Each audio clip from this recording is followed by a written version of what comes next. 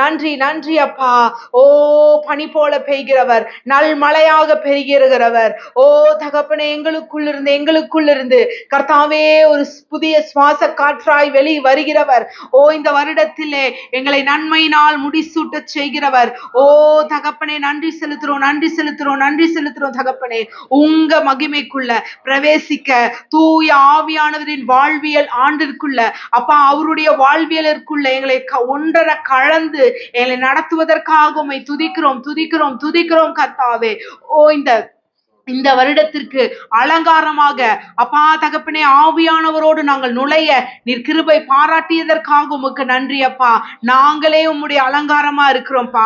அப்பா, நாங்கள் உம்முடைய அலங்காரமா இருப்பதனால் நாங்கள் இந்த நாட்களுக்குள்ளும் நாங்கள் இந்த வருடங்களுக்குள்ளும் நுழையும் பொழுது அந்த நாட்களும் வருஷங்களும் அலங்காரமாய் மாறுவதற்காக உமக்கு நன்றி செலுத்துறோம்ப்பா நன்றி செலுத்துறோம்ப்பா. நன்மையும் கிருபையும் உள்ள மக்கள் நாங்கள்.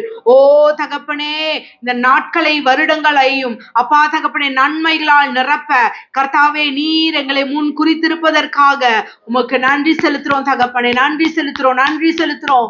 ஓ ராடாஷதரபா, ஓ பனி போல பெய்கிறவர். ஓ தகப்பனே, மழையா எங்களுக்குள் இருந்து பொழிந்து கர்த்தாவே இந்த வருஷங்களை மழையினாலும் பனியினாலும் நிறைப்பதற்காக உமக்கு நன்றி அப்பா தகப்பனே. வாய்க்கால்கள் நிரம்பத்தக்கதாக கர்த்தாவே எங்களிலிருந்து அப்பா நதிகள் புறப்பட்டு ஓ தகப்பனே அப்பா எல்லை எங்கும் அப்பா தகப்பனே ஆசீர்வாத மழையாக ஓ ரீபா ராஷதரபரபா ஓ வெளி வருவதற்காக உமக்கு நன்றி செலுத்துறோம் தகப்பனே. அப்பா, ஏதேன் தோட்டத்திலிருந்து ஓ 4 நதிகள் பிரிந்தது போல இன்று கிறிஸ்துவாகியவர் எங்களுக்குள் இருப்பதால் நாங்களே அந்த கானான் தேசமாக நாங்களே அங்க தோட்டமாக இருப்பதால் எங்களிலிருந்து நதிகள் புறப்படுவதற்காக நன்றி அப்பா. ஓ நாங்கள் செல்கிற இடங்களிலெல்லாம் ஓ தங்கங்கள் பாய்வதற்காக நன்றி அப்பா. நாங்கள் செல்கிற இடங்களெல்லாம் கோமேத கற்கள்களும் அப்பா தகப்பனே விலை உயர்ந்த கற்களும் அப்பா எங்களிலிருந்து பாய்வதற்காக உமக்கு நன்றி அப்பா. ஓ நன்றி நன்றி நன்றி அப்பா. எஸ், நாங்கள் செல்கிற எல்லை எங்கும் ஓ எங்களுக்குள் இருந்து 4 ஆறுகளை நீர் உருவாக்கியதற்காக உமக்கு நன்றி செலுத்துறோம் நன்றி செலுத்துறோம்ப்பா. நாங்களே அந்த ஆசீர்வாத நதி ஓ ஜீவ தண்ணீராம் கிறிஸ்து எங்களுக்குள் இருப்பதால் ஓ நாங்களே ஆசீர்வாத நதிகளாய் ஓ ஆறுகளாய் கடந்து புரண்டு வழிந்து ஓடுவதற்காக ராபோ தானா தின ஹதரெட லகதனா ஓ ரீபா ஷதரபரிபரேபா. எஸ் எஸ் எஸ், நாங்களே ஆசீர்வாத நதிகளாய் ஓ ரீபா நா தியாந்தரே ரீடரஹதரடரபோ. ஓ நன்றி நன்றி நன்றி அப்பா. ஓ நாங்கள் பலனடைந்து உயரே பறக்கிற காலமாய் நீர் இந்த நாட்களை எங்களுக்கு முன் குறித்திருப்பதற்காக உமக்கு நன்றி செலுத்துறோம்ப்பா. ஓ இன்றி பலவீனன் ஓ பலவான் என்று சொல்லத்தக்கதாக ஓ எங்களை பலப்படுத்திய கிருபைக்காக உமக்கு நன்றி அப்பா. ஓ ரீடா நாஷதரபரபரபா. நன்றி நன்றி நன்றி அப்பா. உமையே நோக்கி பார்க்கிற வருடமாக பரிசுத்த ஆவியானவரின் வாழ்வியல் வருடத்திற்குள்ள உம்மை மாத்திரம் நோக்கி எங்களுடைய கவனங்கள் எங்கும் சிதறாதபடிக்கு உம்மை நோக்கி பார்க்கிற அனுபவத்திற்குள் எங்களை அழைத்து செல்வதற்காக உமக்கு நன்றி செலுத்துறோம்ப்பா. அதற்காக எங்களை தாழ்த்தி அர்ப்பணிக்கிறோம். நீர் அப்படியே வழி நடத்துவதற்காக உமக்கு கொடான கொடி நன்றி செலுத்துறோம். ஏசு கிறிஸ்துவின் நாமத்தினாலே ஜெபிக்கிறோம் ஜீவனுள்ள நல்ல பிதாவே. ஆமென் ஆமென் ஆமென். வெளிப்படுத்தல விசேஷம் 11வது அதிகாரம் 11வது வசனம். 3.5 நாளுக்கு பின்பு தேவனிடத்திலிருந்து ஜீவ ஆவி அவர்களுக்குள் பிரவேசித்தது. அப்பொழுது அவர்கள் காலூன்றி நின்றார்கள். அவர்களை பார்த்தவர்களுக்கு மிகுந்த பயம் உண்டாயிற்று. ஆமென். இங்கிலீஷ்ல எப்படி இருக்கு? After 3.5 days, God's breath of life entered them, and they stood to their feet, terrifying all who saw them. இந்த பயப்படுத்தினாங்கன்னா அப்படியே பயந்து நடுங்கி இல்ல, இது எங்கனம் ஆயிற்று. 3 நாள் செத்து கிடக்குறான். 3 நாள் செத்து கிடக்குறவங்க எப்படி உயிரோடு எழுந்திருந்தார்கள்னு சொல்லி இந்த அஸ்டானிஷ்டு அப்படியே பிரமிச்சு அப்படியே சில போல நிப்பாங்க இல்லையா, அப்படி அவங்களுக்கு என்னாச்சா ஒரு பயம். அதைத்தான் இந்த இடத்துல என்னன்னு சொல்லப்பட்டிருக்கு, பயம். ஆச்சரியப்பட்டார்கள், அப்படியே ஸ்தம்பிச்சு போய் என்னை விரைச்சு நின்றுட்டாங்கன்னு அது மாதிரி அவர்கள் நின்று இருந்தார்கள். மின்னோட்டை வாசிக்கலாமா? 3.5 நாளைக்கு பின்பு தேவனிடத்திலிருந்து ஜீவ ஆவி அவர்களுக்குள் பிரவேசித்தது. அப்பொழுது அவர்கள் காலூன்றி நின்றார்கள். சோ இங்க யாரும் என்ன பண்ணல, அவங்களுக்காக பிரேயர் பண்ணல, அச்சோன்னு புழம்பல. ஆனா அதுக்கு பதிலா இவங்க இறந்து போனதுக்கு என்ன பண்ணாங்க? கிஃப்ட் கொடுத்துதான் தங்களுடைய இதை செலுத்திக்கிட்டாங்க. ஆனா ஒன்னே ஒண்ணு, அந்த 3.5 நாள் அளவும் அந்த பாடிய எதுவுமே நெருங்கல. சோ இது தேவனுடைய திட்டமா மனுஷனுடைய திட்டமா? அவன் என்ன நினைச்சான்? ஓடி இதை வச்சு இந்த ஜன தெரிஞ்சுக்கிட்டோம், நம்மளெல்லாம் இப்படி டார்ச்சர் பண்ணிட்டு இருந்தால ஆண்டவர் ஆண்டவர்னு சொல்லி எப்படி ஆகட்டும் அப்படின்னு சொல்லி பார்க்கட்டும், எல்லாரும் பார்க்கட்டும் அப்படின்னு தான் என்ன பண்ண வச்சாங்க, அவரை அந்த 2 சாட்சிகளை படுக்க வச்சிருக்காங்க. ஆனா ஒரு ரகசியம், அங்கு தேவனாலே அவர்களுடைய சரீரம் பாதுகாக்கப்பட்டுச்சு. ஒரு காக்கா வரல, ஒரு நாய் வரல, மனுஷன் பக்கத்துக்கு வரல, ஒரு எறும்பு பக்கத்துக்கு வரல. ஏன்னா தேவனுக்கு தெரியும், இவர்களை நான் உயிர்ப்பிப்பேன். எந்த மனுஷன் இவர்களுக்காக ஜெபிக்க வேண்டியது அவசியமே இல்லை. சோ 3.5 நாளைக்கு பின்பு தேவனுடைய ஜீவ ஆவி அவர்களுக்குள் பிரவேசித்த பொழுது அப்பொழுது அவர்கள் காலூன்றி நின்றார்கள். அது போலதான் இன்னைக்கு தேவனுடைய பரிசுத்த ஆவியானவர் உங்களுக்குள் பிரவேசித்து இருக்கிறார். ஆதலால் நீங்கள் காலூன்றி நிற்பீர்கள். சொல்லுங்களேன், என் குடும்பம் காலூன்றி நிற்கும். ஏன்னா தேவனுடைய ஆவியானவர் என்னை நடத்துகிறபடியால் என் குடும்பம் காலூன்றி நிற்கும்.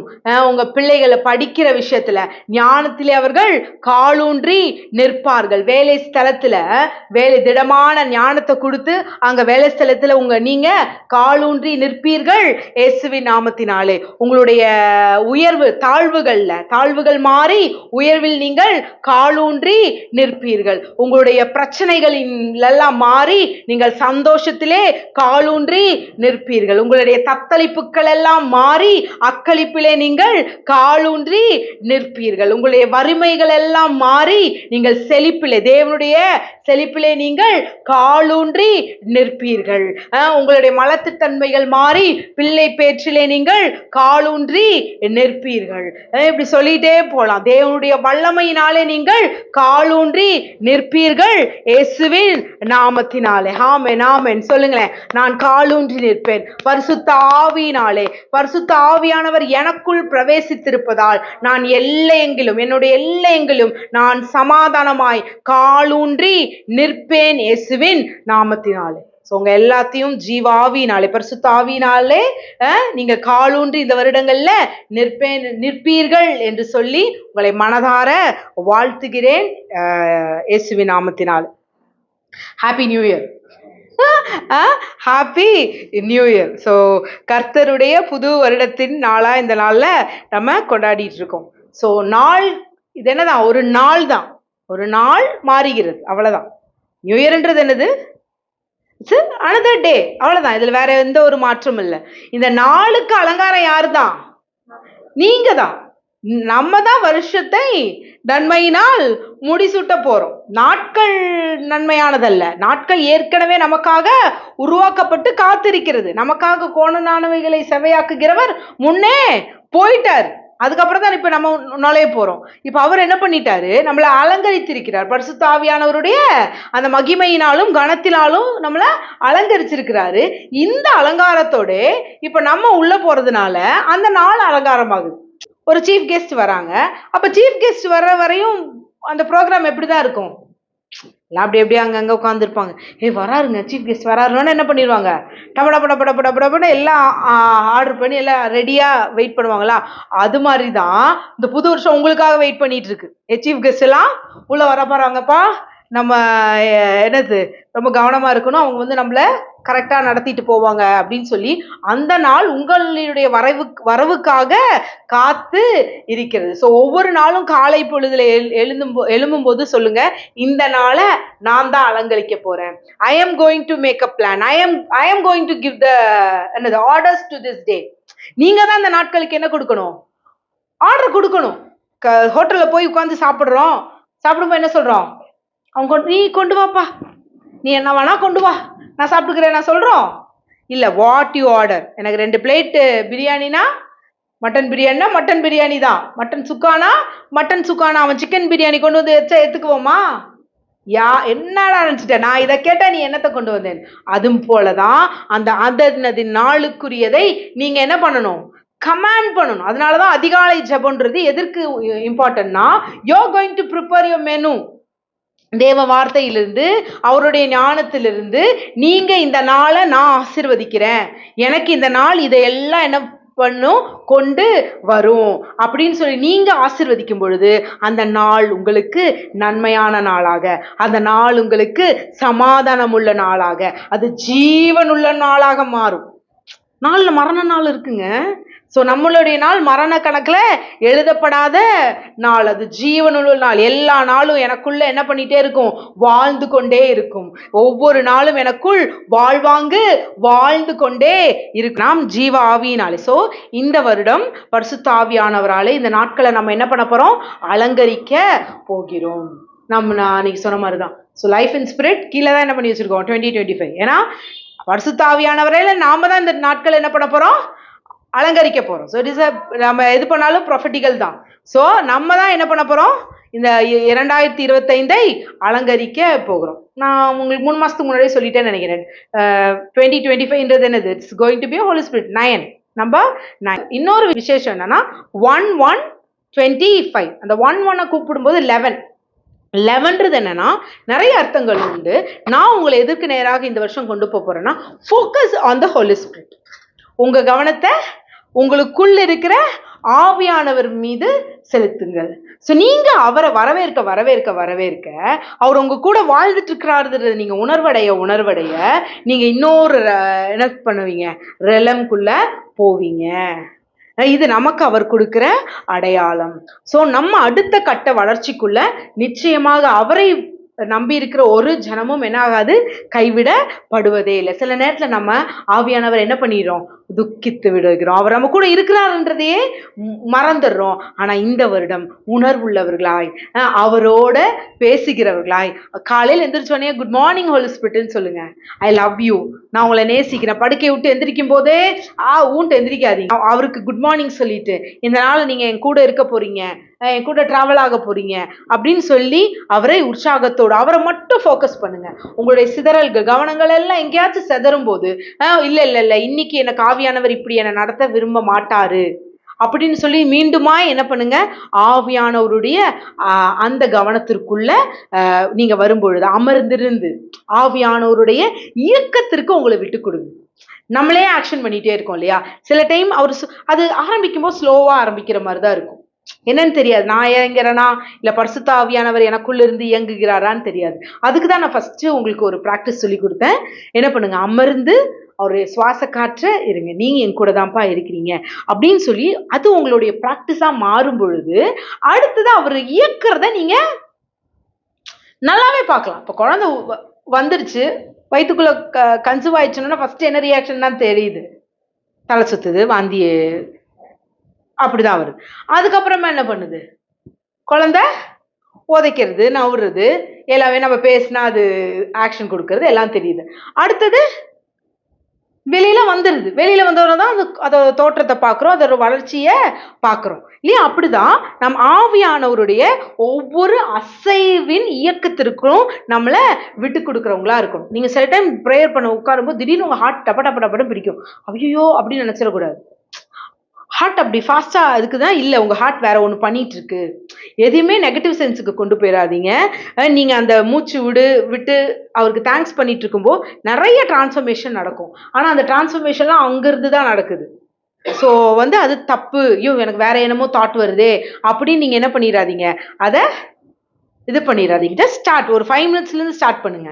காலையில் ஒரு 5 minutes நல்லா ப்ரீத் பண்ணுங்க. அப்புறம் அதை என்லார்ஜ் பண்ணும்போது இப்போ நம்ம வார்த்தையை வாசிக்கும் பொழுது நடுவில் அந்த வார்த்தைக்கு நடுவில் உங்களுக்குள்ள என்ன பேசுகிறாரோ அப்பொழுது அதை தியான நிலைக்கு நீங்க போங்க. ஸோ அமர்ந்திருந்து என்ன பண்ணணுமா? அவருடைய இயக்கத்திற்கு உங்களை விட்டு கொடுங்க. இப்போ எப்படி சொல்றது? பால் பொங்குது இல்லையா? பால் பொங்குறது உங்கள ஆண்களுக்கு எப்படி ஒரு இதோ தெரியாது, பெண்களுக்கு ஒரு பெரிய விஷயம். பால் பொங்கிட்டே இருக்கு, பார்த்து பார்த்துக்கிட்டே இருக்கோம், திருப்பி என்ன ஆயிரும், பொங்கி ஊத்திச்சுன்னா டோட்டல் அடுப்பு ஃபுல்லா திருப்பி இது பண்ணணும். அப்ப பால் பொங்குறத எவ்வளவு நம்ம கவனமா கவனிக்கிறோமோ அது மாதிரி என்ன பண்ணணும், நம்ம பொங்கி வர ஆவியானவரை ரொம்ப உற்று நோக்கி பார்த்துட்டு இருக்கணும். ஆண்களுக்கு என்னப்பா சொல்லலாம், நீங்க வண்டி ஓட்டும் பொழுது எப்படி சிக்னல்ஸோ இல்லை எங்கேயோ ஒரு யூட்டர்ன் அடிக்கும் போதோ நீங்க வந்துட்டு எவ்வளவு கவனமா கவனிச்சு எங்கேயோ உங்க வண்டி மோதாதபடிக்கு ஓட்டணும், இல்லை சட்டுன்னு இதாச்சுன்னா ஸ்லிப் ஆயிரும். ஸோ அது போல நம்ம எப்படி இருக்கணும், ஆவியானவருடைய மேல சிந்தையை வைத்து இந்த வருடம் முழுவதும் கவனம் உள்ளவர்களாக. இதுல இது என்னோட கிரியை இல்ல, நீங்க ஒரு ஸ்டெப் தான் எடுத்து வைக்க போறீங்க. நீங்க அப்பா நான் உங்களோட நான் பயணிக்கணும்னு நீங்க சொல்லிட்டீங்கன்னா கப்புன்னு அவர் என்ன பண்ணிட்டாரு, உங்க கரங்களை பிடித்து. ஆனா இதுல எல்லாத்துலயுமே நம்ம டிசைர் ரொம்ப முக்கியமா இருக்கு. சோம்பேறி என்ன பண்ணுவானா, கையை பிடிச்சு படுத்துக்கிட்டு இன்னும் கொஞ்சம் தூங்கட்டும் இன்னும் கொஞ்சம் தூங்கட்டும்னு சொல்லிக்கிட்டே இருப்பான். அப்பதான் சொல்றாரு, சோம்பேறியே போய் யார்கிட்ட போய் கத்துக்கோ, எறும்புகிட்ட போய் கத்துக்கோ. என்ன பண்ணுது, நீ போய் எறும்பை பாருன்றார். எறும்புன்றது எத்தணுன்றது. அப்போ அதுக்கே அவ்வளவு ஞானம் இருக்குன்னா உனக்கு ஞானத்தை கொடுத்துருக்கிறேன், அந்த ஞானத்தை நீ யார்கிட்ட இருந்து கத்துக்கோ, எங்கிட்ட இருந்து கத்துக்கோ. நானே ஞானமா இருக்கேன், அந்த ஞானமா இருக்கிற நானு எனக்குள்ள உங்களுக்குள்ள நான் என்ன பண்றேன், வாசமா இருக்கிறேன் அப்படின்னு சொல்லி அவர் இந்த வருடம் உங்களை வழி நடத்துவாராக. ஸோ நீங்கள் அவர் சமூகத்துல உட்கார்ந்து இருக்கும் பொழுது நான் என்ன செய்ய வேண்டும் என்பது நீங்க கேட்கும் பொழுது அவர் நிச்சயமாக உங்கள் கால்களை ஊன்றச் செய்வார். நீங்க எங்க செய்யணும், எப்படி செய்யணும், என்ன பண்ணணும் நீங்க கேட்கும் பொழுது அவர் உங்கள் கால்களை கால் ஊன்றி நீங்கள் நிற்க செய்வார். இனி இந்த குந்தி குந்தி நடக்கிற இது நமக்கு வரவே இராது, இருமணம் நமக்கு இருக்கவே இருக்காது. அவர் நிலையாக நாங்கள் நிற்கும்படிக்கு நம் கால்களை உறுதி செய்வாராக இயேசுவின் நாமத்தினால். சோ நான் என்னன்னு சொன்னேன், பரிசுத்த ஆவியானவர் எதற்கு கொடுக்கப்பட்டார், அப்பாவை அறிகிற அறிவில. சோ அப்பாவை அறிகிற அந்த வாழ்வியலுக்குள்ள உங்களுக்கு ஒரு திடமான வளர்ச்சி. நான் சொல்ல ஆமேன்னு சொல்லுங்க.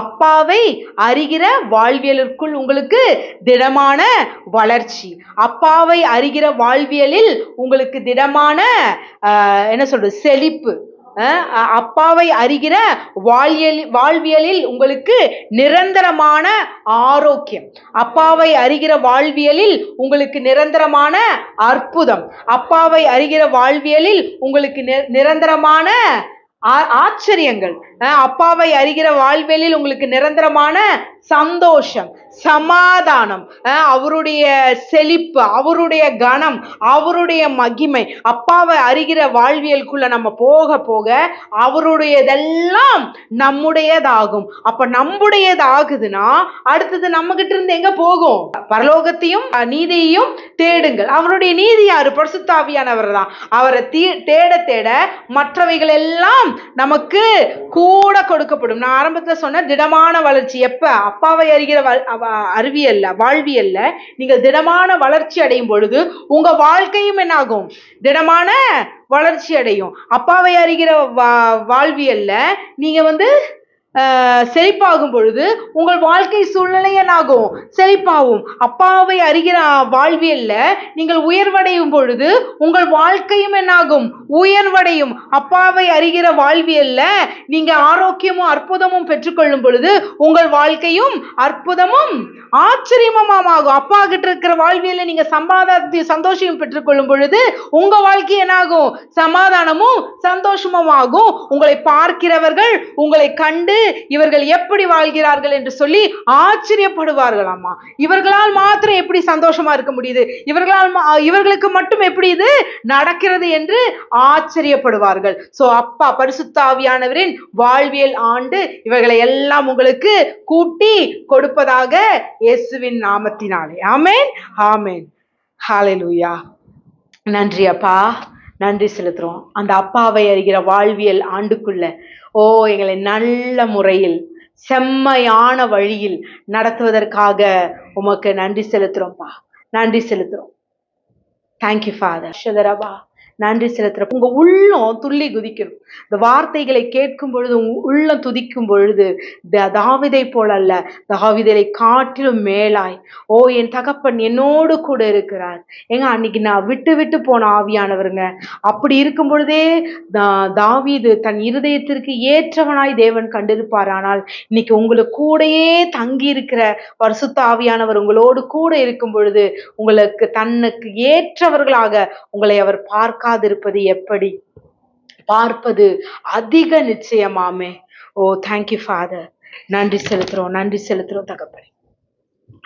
இன்னொரு மொழிபெயர்ப்புல சொல்லுது, தேவனிடத்திலிருந்து வெளிப்பட்ட ஒரு மூச்சு யாருக்குள்ள போச்சா? அந்த 2 மனிதர்களுக்குள்ளும் பிரவேசித்த போது அவர்கள் காலூன்றி நின்றார்கள். ஒரு மூச்சு, ஒரு சுவாச காற்று அவர்களுக்குள் என்ன பண்ணுச்சான்? போச்சான். ஸோ நான் இன்னைக்கு உங்களை பார்த்து சொல்றேன், நீங்க எப்பெல்லாம் துவண்டு இருக்கீங்களோ, என்னால முடியாதுன்னு சொல்றீங்களோ, அப்பொழுதெல்லாம் ஒரு மூச்சு உங்களுக்குள் கடந்து சென்று உங்கள் துவண்டு போன அந்த நிலையிலெல்லாம் உங்களுக்குள் உற்சாகத்தை பாயச் செய்யும். நீங்க எப்பொழுதெல்லாம் நான் தனித்திருக்கிறேன்னு சொல்லி நீங்க நின்றுட்டு இருக்கீங்களோ, அப்பொழுதெல்லாம் ஒரு மூச்சு, இதோ நான் உன்னுடனே கூட இருக்கிறேன் என்று சொல்லி உங்களை உற்சாகப்படுத்தும். நீங்க எப்பெல்லாம் கவலைக்குள்ள இருக்கீங்களோ, அப்பொழுதெல்லாம் அந்த மூச்சு உங்களுக்குள் நுழைந்து உங்களை மகிழ்ச்சிக்குள்ளாக்கும். எப்பொழுதெல்லாம் ஐயோ என்னால ஒண்ணுமே முடியலையே அப்படின்னு சொல்லிட்டு இருக்கீங்களோ, அப்பொழுதெல்லாம் அந்த மூச்சு உங்களுக்குள் பிரவேசித்து உன்னால் இது முடியும், உன்னால் ஆகாதது ஒன்றுமில்லை என்று சொல்லி உங்களை உற்சாகப்படுத்தும். உன்னால் முடியும், உன்னால் முடியும். ஓ ரீடா நாதியாந்தரே ராஷதரபா. நன்றி நன்றி நன்றி அப்பா. ஒரு மூச்சு சொல்லுங்களேன். ஒரு மூச்சு எனக்குள் பிரவேசித்து எனக்குரியவைகளை நான் செய்யும்படிக்கு என்னை ஊக்கப்படுத்தும். ஒரு மூச்சு எனக்குரியவைகளை நான் செய்யும்படிக்கு என்னை ஊக்கப்படுத்தும், என்னை உற்சாகப்படுத்தும். ஓ நன்றி நன்றி அப்பா. அந்த மூச்சுக்காக நன்றி சொல்லலாமா? ஓ தேங்க்யூ தேங்க்யூ. ஒரு சுவாச காற்று, ஓ இயேசு கிறிஸ்துவை உயிர்ப்பித்த அதே சுவாச காற்று எனக்குள் நீர் வாழ்ந்து கொண்டிருக்கிறபடியால் உமக்கு நன்றி செலுத்துறோம்ப்பா. நன்றி செலுத்துறோம், நன்றி செலுத்துறோம். எல்லா துதி கன மகிமையும் உமக்கே செலுத்துகிறோம் இயேசுவின் நாமத்தினாலே பிதாவே, ஆமேன். பழைய ஏற்பாட்டுல இதே ஆவியானவர் என்ன பண்ணாரு? தங்கி இருந்தார். ஆனா அவர் வந்து வந்து போகிறவராக தான் இருந்தாரே ஒழிய புதிய ஏற்பாட்டில் இருந்தது போல தங்கி இருக்கவில்லை. ஏன்னா கிறிஸ்து மகிமைப்பட்ட பொழுதுதான் பரிசுத்த ஆவியானவர் நமக்கு அருளப்பட்டார். சோ பழைய ஏற்பாட்டின் பொழுது கிறிஸ்து மகிமை படவில்லை. அதனால அங்க ஆவியானவர் செயல்பட்டார். எப்படி வந்து செயல்பட்டார்னா, அந்த மனிதனுக்காகவும் அவனை சுற்றி இருக்கவங்களுக்காக தான் செயல்பட்டார். ஆனா புதிய ஏற்பாட்டில் வரும்போது அவர் வேறு விதமாக வெளிப்பட்டார். ஸோ இன்னைக்கு நம்ம புதிய ஏற்பாட்டின் சொல்லப்பட்ட இயேசு கிறிஸ்துவுக்கு பின்பாக வந்த பரிசுத்த ஆவியானவருக்குள் இருக்கிறோம் என்கிற அந்த அறிவோடு, ஏன்னா நம்ம பழைய மனிதனை திருப்பி திருப்பி என்ன பண்ணிடக்கூடாது, பாத்திரக்கூடாதுன்றதுக்காக அந்த ஒரு வித்தியாசத்தை தேவன் அருளியபடி உங்களோடு கூட பகிர்ந்து கொள்ள ஆசைப்படுகிறேன். வாசிப்போமா? என்னாகமம் 13:6 வந்து எப்புன்னேவின் குமாரனாகிய காலேப். யாரு? எப்புன்னேவின் குமாரனாகிய காலேப். காலேப் என்றால் is whole hearted, a bold fellow. அவன் என்ன செஞ்சாலும் அவர் எப்படி பண்ணிடுவாரு? பிடிவாதமாக செய்கிறவர். சோ தேவனுக்கு முழு மனதுடன் வேலை செய்கிறவராக இருந்தார். So is a whole hearted. என்னாகமம் 13:8 நூனின் குமாரனாகிய ஓசேயா. சொல்லுங்க. நூனின் குமாரனாகிய ஓசேயா. ஓசேயா என்றால் டெலிவரர்னு பேர். ஓசேயா என்றால் விடுவிக்கிறவர் என்று பெயர். என்னாகமம் 13:16 வாசிச்சீங்கன்னா யோசுவாவுடைய அந்த ஓசேயா பேரை மோசே யோசுவா ஜெகஷோவா அப்படின்னு மாத்துவார். அதாவது டெலிவரர் என்கிற பேரை மாற்றி அவருக்கு என்ன பேர் எடுக்கிறார்னா சேவ்டு. யூ ஆர் சேவ்டு அப்படின்னு சொல்லி யோசேயாவுக்கு யோசுவா என்று பெயர் மாற்றம் செய்கிறார் மோசே. சோ காலேபும் யோசுவாவும் அவர்களோடு இணைந்த அந்த 12 கோத்திரத்தாரும் மோசே ஒவ்வொருத்தரும் ஒரு கோத்திரத்திற்கு ஒருத்தரை தேர்ந்தெடுத்து எங்க போக சொல்றாரு? தேவன் தங்களுக்கு நியமித்த அந்த கானான் தேசத்தை சுற்றி பார்க்கும்படிக்கு அழைத்து போ சொல்றாரு இவங்களை. அப்போ இவர்களும் என்ன பண்றாங்க? சுற்றி பார்க்க போகிறார்கள். இப்படி அவர்கள் செல்லும் பொழுது அது என்ன காலமாக இருந்துச்சுன்னா, திராட்சை பழத்தின் முதல் அறுவடை பண்டிகையாக இருந்துச்சு. அறுவடை செய்கிற நாட்களாக இருந்துச்சு. இதனால நான் வச்சுக்கோங்க, திராட்சை பழத்தின் முதல் பழத்தை அறுவடை செய்கிற காலமாக இருந்துச்சு. இது யாருடைய தேசம்? யாருக்கு நியமிக்கப்பட்ட தேசம்? இஸ்ரவேலர்களுக்கு நியமிக்கப்பட்ட தேசம். ஆனா இதுல யார் இப்ப விதைச்சு பிளான் பண்ணி வளர செஞ்சுட்டு இருக்கிறாங்க? கானான்ல இருக்கிற வேற வேற ஜாதியார்கள். ஆனா இதை அறுவடை செய்ய போகிறது யாரு? இஸ்ரவேலர்கள். சோ இன்னைக்கு உங்களை பார்த்து சொல்றேன், உங்களோடது யார் யார்கிட்ட வேணா இருக்கலாம், ஆனால் அதை யார் தான் அறுவடை செய்வீங்க? நீங்க தான் அறுவடை செய்வீர்கள் இயேசுவின் நாமத்தினாலே. சோ எல்லா ப்ராஃபிட்ஸும் உங்க கைய வந்து சேரும் இயேசுவின் நாமத்தினாலே. மத்தவங்க கிட்ட இருக்கிற மாதிரி இருக்கலாம், ஆனா எல்லாம் நம்முடையதாக மாறும். எதுவும் நம்மளுடையது அவர்களுடையது அல்ல. தேவனுடைய கரத்திலிருந்து அவர்களிட்ட இருந்து நம்மிடம் வரும். சோ அது என்ன காலமாக இருந்துச்சு? அறுவடையின் காலம். உங்களை 3 ஞாபகம் வச்சுக்க சொல்லியிருக்கேன். யோசுவாவோட பேரை என்னவா மாத்துறாரு? ஓசையால இருந்து, டெலிவரர்ல இருந்து சேவடுக்கு மாத்த சொல்றாரு. அவர்கள் போன காலம் என்ன காலம்? திராட்சை பழத்தின் முதல் அறுப்பின் காலமாக இருந்தது. சோ இப்படி அவங்க எத்தனை நாள்? 1 நாள் இல்ல 2 நாள் இல்ல 40 நாள். 1 நாள் இல்ல 2 நாள் இல்ல 40 நாள் சுத்தி பாக்குறாங்க. இப்ப இந்த 40 நாள் சுத்தி பார்க்கும் பொழுது ஒவ்வொருத்தருடைய மனநிலையின் வெளிப்பாடுதான் அவங்க தந்த பதில் இல்லையா? அவர்களுடைய பதில் என்னவா இருந்துச்சுன்றது. அப்போ நான் உங்களை இந்த நாள்ல சொல்றேன், உற்று தேவனை பாருங்கள். தேவன் அழைத்து வந்த வழியை அவங்க பார்த்திருந்தாங்கன்னா அவங்க என்ன பண்ணியிருக்க மாட்டாங்க? கலங்கி இருக்க மாட்டாங்க, பயந்து இருக்க மாட்டாங்க. ஆனா அவங்க கண்ணில் பார்த்ததெல்லாம் அவங்களுக்கு என்னவா தான் தெரிஞ்சிச்சு? நெகட்டிவா இருந்துச்சு. அந்த 2 பேரை தவிர்த்து, அந்த 2 பேரை தவிர்த்தும் அவங்களுக்கு எப்படி இருக்கு? அந்த 40 நாள் ஐயோ இப்படி ஆயிருமோ, அப்பா இப்படி இருக்கிறாங்களே, அச்சோ இப்படி இருக்காங்களேன்னு தான் பார்த்து இவங்க என்ன ஆகிட்டே இருக்காங்க? பயந்து பயந்து குன்றிக்கிட்டே இருக்காங்க. ஆனா அந்த 2 பேரு தான், கர்த்தர் நமக்கு இதெல்லாம் தரப்போறாரா? வாக்குத்தத்தம் பண்ண தேசம் இதுதானா? திராட்சை பழம் பாரியா, மாதுளம்பழத்தை பாரியா, அத்தி பழத்தை பாரியான்னு சொல்லி பட்டணம் எப்படி கட்டியிருக்காங்க அப்படின்னு சொல்லி அவங்க ஆச்சரியப்பட்டு, இப்படி நமக்கு அரணிப்பான பட்டணத்தை தான் ஆண்டவர் நமக்கு வச்சிருக்கிறாரான்ட்டு இவங்க 2 பேர் பார்த்துட்டு இருக்காங்க. ஆனா மத்த 10 பேரும் இதெல்லாம் இப்படி வச்சிருக்கிறாங்க, இங்க போய் நம்ம எங்க வர்றது? நம்மளே வெட்டுக்குழி மாதிரி இருக்கிறோம், நம்மளே கொசு மாதிரி இருக்கிறோம், நம்ம பூச்சி மாதிரி இருக்கோம். சில நேரங்களில் நம்மளும் அப்படிதான் உட்கார்ந்துடுறோம். தேவன் நமக்கு வாக்கு தந்ததை எப்பேற்பட்டதா இருந்தாலும் சரி அதை நம்மிடம் கொண்டு வந்து சேர்ப்பார். சோ இவர்கள் 40 நாள் என்ன பண்றாங்க? அந்த எல்லாம் சுத்தி பாக்குறாங்க. சுத்தி பார்த்து வந்த பொழுது இவர்களுடைய பதில் என்னவா இருக்கு? என்னாகமம் 13:27. அவர்கள் மோசேயை நோக்கி, நீர் எங்களை அனுப்பின தேசத்துக்கு நாங்கள் போய் வந்தோம், அது பாலும் தேனும் ஓடுகிற தேசம்தான், இது அதனுடைய கனி அப்படின்னு சொல்லி என்ன பண்றாங்க? வந்து கொடுக்கறாங்க. ஆனாலும் என்ன சொல்றாங்க? ஆனாலும் அந்த தேசத்திலே குடியிருக்கிற ஜனங்கள் பலவான்கள், பட்டணங்கள் அரணிப்பானவைகளும் மிகவும் பெரியவைகளுமாய் இருக்கிறது. அங்கே ஏனோக்கின் குமாரரை கண்டோம். ஏனோக்கு யார்? ராட்சதன். சோ அவங்களையே நாங்க அங்கதான் என்ன பண்ணுவோம்? பார்த்தோம். அவனால நம்மளால என்ன பண்ண முடியாது, அடிக்க முடியாது அப்படின்னு சொல்லி இவர்கள் என்ன பண்றாங்க? பயப்படுறாங்க. ஏனோக்க பத்தி தெரியணும்னா போன புது வருஷத்தோட செய்திக்கு போகணும். சோ அவன் 6 அடி இருந்தானா?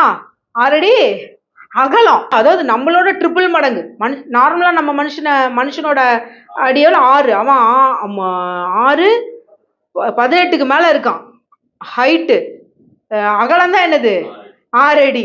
அந்த அளவுக்கு இருக்கிற அவங்களையும் நாங்க என்ன பண்ணோம்? பார்த்தோன்றாங்க. சோ இவர்கள் பார்வை இப்படி இருக்கு. ஆனா இவங்க காலேபும் யோசுவா வந்து தானே பார்த்திருப்பாங்க. ஆனா காலேப் என்ன சொல்றாங்க? யோசுவா அரணிப்பான படம், ஏற்கனவே நமக்கு வீடெல்லாம் ரெடி ஆயிடுச்சியா, நம்ம நீ வந்து கட்ட தேவை இல்ல. ஏனோக்கெல்லாம் என்ன, அவன்லாம் நம்ம கண்ணு முன்னாடி கண்ணோக்கியே பார்க்க முடியாது, அவன் காலி, நம்ம பண்ணிடலாம், ஏன்னா கர்த்தர் நம்மோடு இருக்கிறாருன்னு சொல்லி இவங்க இப்படி வராங்க. ஆனா இவர்கள் பயந்து நடுங்கி இப்படி ஒரு செய்தி என்ன பண்றாங்க? சொல்றாங்க. இப்படி சொல்லிட்டு இருக்கும்போது மேபி அடுத்த வசனத்துக்கு நான் இதை படிக்கும்போது நான் உணர்ந்தேன், சரி பரவாயில்ல, அவங்க உள்ளதானே இருக்காங்க, நம்ம என்ன பண்ணுவோம், தென்புறமா போவோம், சவுத் சைடா நம்ம போய் அவங்கள பிடிக்கலாம் அப்படின்னு சொல்லும்போது இவங்க என்ன பதில் சொல்லியிருப்பாங்க, அட நீங்க வேற, அமலேக்கியர் தென்புறமான தேசத்தில் குடியிருக்கிறார்கள். சரிப்பா அப்படியா, தென்புறமா போக முடியாது. மோசே சொல்லியிருப்பார், சரி மலை வழியா ஏறி போலாமே, மலையில வழியா போனா எவனும் மலை பக்கத்துல எவனும் இருக்க மாட்டான், நம்ம ஈஸியா அங்க மேலையில இருந்து ஏறி போய் கானானை சுதந்திரிச்சிருப்போம் அப்படின்னு சொல்லும்போது, ஒன்றும் தெரியாதவரா இருக்கிறீர் நீங்க வேற, அங்க யாரெல்லாம் இருக்கவங்க தெரியுமா உங்களுக்கு, ஏத்தியரும் எபூசியரும் எமோரியரும் மலைநாட்டில் குடியிருக்கிறார்கள். ஓ அப்படியா, சரிப்பா, அப்படின்னா கொஞ்சம் அந்த கடல் பக்கத்துல யாரும் இருக்க மாட்டாங்க தானே, கடல் வழியா போயிடலாம் அப்படின்னு மோசே சொல்லியிருப்பாரா இருக்கும். உடனே இவங்க என்ன சொல்லியிருப்பாங்க, அச்சோ அச்சோ உங்களுக்கு தெரியாதா, அங்க யார் இருக்கா, கானானியர் கடல் அருகே இருக்காங்க. என்னையா இப்படி சொல்லிட்ட, தென்புறமாவும் போக முடியாதுன்ட்ட, மலை வழியாவும் போக முடியாதுன்ட்ட, கடல் வழியாவும் போக முடியாதுன்ட்ட, சரி நதின்னு ஒண்ணு ஓடும்ல, ஆறுன்னு ஓடும்ல, அது வழியா வச்சு போயிடலாம் அப்படின்னு மோசே சொல்லியிருப்பாரா இருக்கும். உடனே இவங்க என்ன சொல்றாங்க, ஐயோ அங்க ஓடுற யோர்தான் பக்கத்துலயும் யார் இருக்கிறா, அதே கானானியர் தாங்க இருக்கிறாங்க, கானானியர் தான் இருக்கிறாங்க, நம்ம எந்த வழியாகவும் போக முடியாது, எல்லா வாசல்களும் நமக்கு அடைபட்டிருக்கு, எந்த சூழ்நிலையில் நம்மளால என்ன பண்ண முடியாது, அந்த தேசத்தை சுதந்திரிக்க முடியாது. அவர் என்ன கர்த்தரு, நீங்க போய் சுதந்திரிக்கலாம்னு சொல்லி இருக்கிறாரு, ஆனா அங்க இருக்கிற கண்டிஷனை பார்த்தா நான் சுதந்திரித்துக் கொள்ளவே முடியாது. ஆனா ஆண்டவர் சொல்ற, பலவான்களை உன் கரத்தில் ஒப்பு கொடுக்கிறேன்னு சொல்லியிருக்கிறாரு. சோ அவர் வாக்கு மாறாதவர். இவர்களுடைய பயம் அதை தடுத்து நிறுத்த முடியவில்லை. யாரதான் தடுத்து நிறுத்துச்சு, அவங்களதான் தடுத்து நிறுத்துச்சு.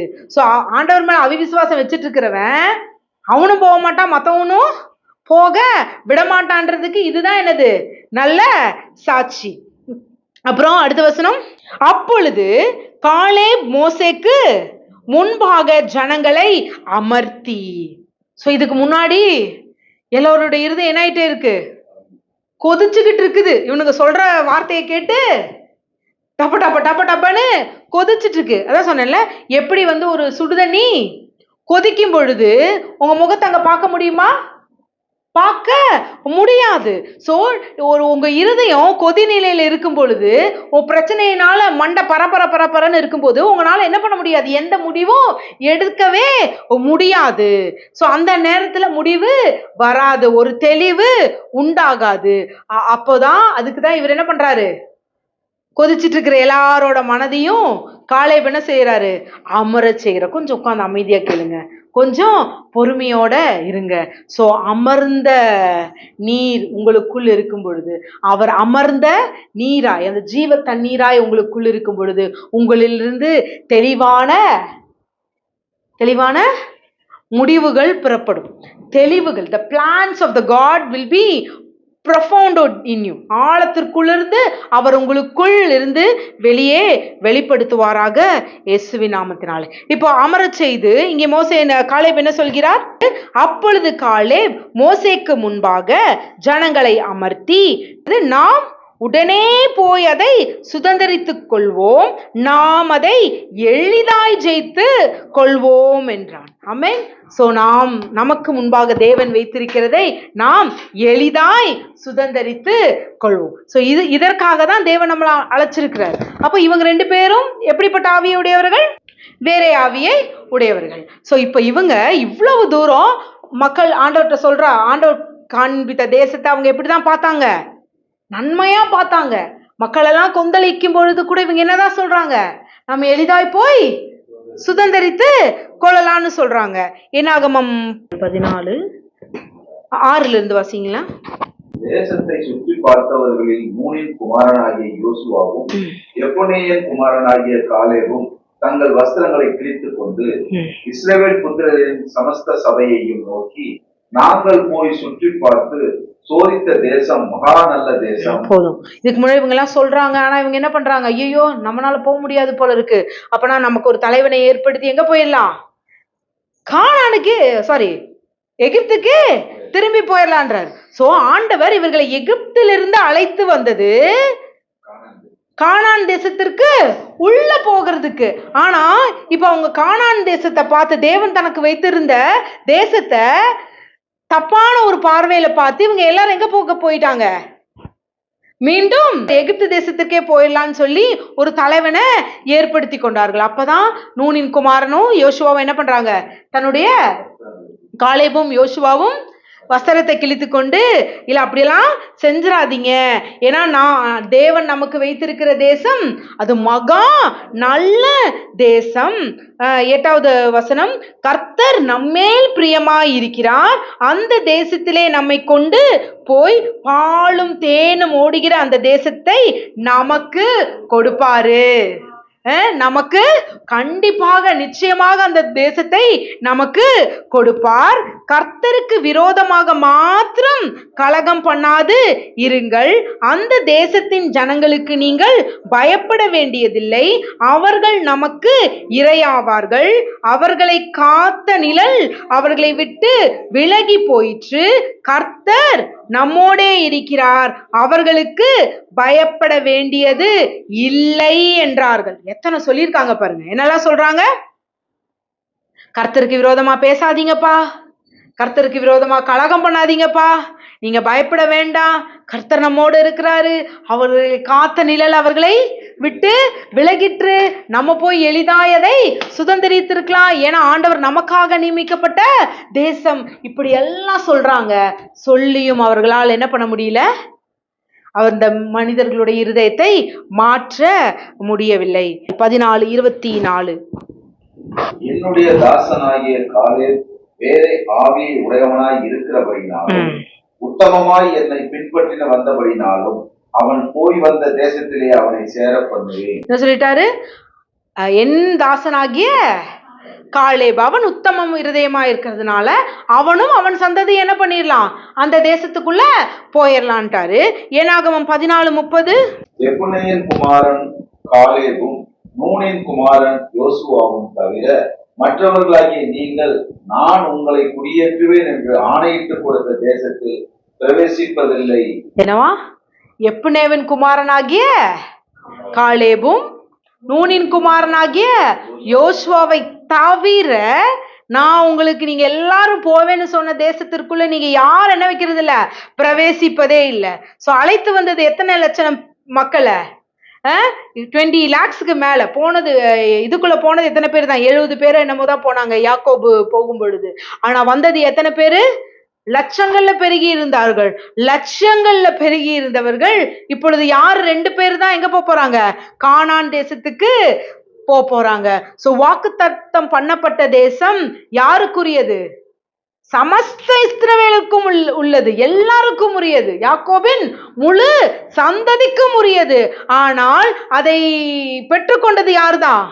2 பேர் மாத்திரம்தான். சோ இது அல்ல தேவனுடைய திட்டம். தேவனுடைய திட்டம் அவர்களை எகிப்திலிருந்து அழைத்து வருவது மாத்திரம் தேவனுடைய திட்டம் அல்ல, கானானுக்குள் பிரவேசிக்க செய்வதுதான் தேவனுடைய திட்டமா இருந்துச்சு.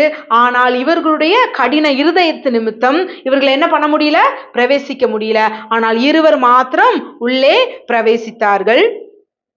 என்னாகமம் 14:38, தேசத்தை சுற்றி பார்க்க போன அந்த மனிதரில் நூனின் குமாரனாகிய யோசுவாவும் எபிரேயின் குமாரனாகிய காலேபும் மாத்திரம் உயிரோடு இருந்தார்கள். என்னதான்? 2 பேர் மாத்திரம்தான் உயிரோடு இருக்காங்க. சோ தேவன் அழைச்சு வந்தது லட்சங்கள்ல எங்க போகிறதுக்கு?